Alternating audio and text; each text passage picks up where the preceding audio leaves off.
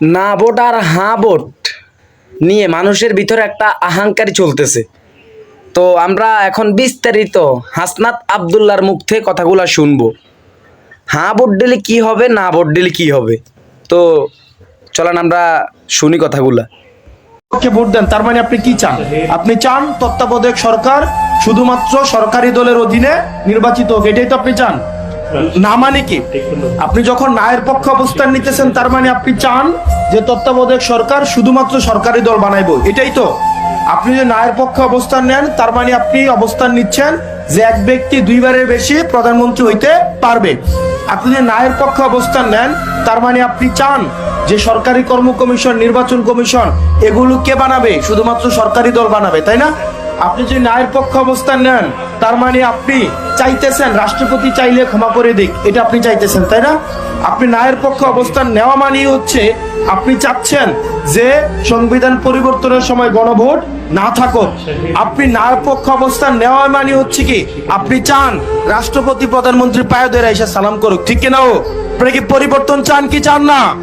এই যে দেখেন গণভোটের হেয়ার যে লিফলেটটা, এটা আমার কাছে আছে, আমি পৌঁছাই দিব আপনাদেরকে। এগুলো কি আপনাদেরকে কেউ বলছে?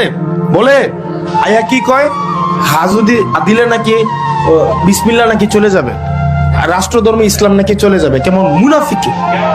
এটা আলোচনার মধ্যেই নাই। ৭১ নাকি চলে যাবে। আরে ভাই ৭১-এর মধ্য দিয়ে তো আমি যাই মাটির উপরে দাঁড়িয়ে কথা কইতেছি, এইটা আমি পাইছি, ঠিক কিনা? আমার যে পরিচয় এটা আমি পাইছি ৭১-এর মধ্য দিয়ে, ঠিক কিনা? আমার যে এই পতাকাটা পাইছি আমি ৭১-এর মধ্য দিয়ে, ঠিক কিনা? তো এটা আবার বাদ যাবে কেমনে? এটা আমারে বুঝেন, এটা বাদ যাবে কেমনে? সেই জন্য আপনাদেরকে এখন কি আর এই যুগ আছে আপনাদেরকে বোকা বানাবে, আপনাদের সাথে প্রতারণা করবে? এখন কি এই যুগ আছে?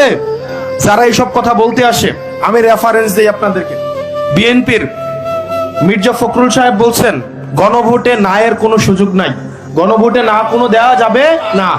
আমি দেখাইতে পারবো আপনাকে। মাহাদি আমিন চেনেন, বিএনপির থিঙ্ক ট্যাঙ্ক পলিসি বানায়, উনি বলছে গণভোটে কিসের পক্ষে ভোট দিতে হবে? হ্যার পক্ষে ভোট দিতে হবে। তবে তৃণমূল আইসা গোপনে কি কয়?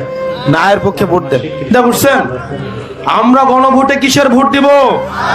কিসের ভোট দিব? মনে থাকবে তো? তো যদি ভিডিওটা আপনাদের কাছে ভালো লাগে বেশি করে শেয়ার করবেন।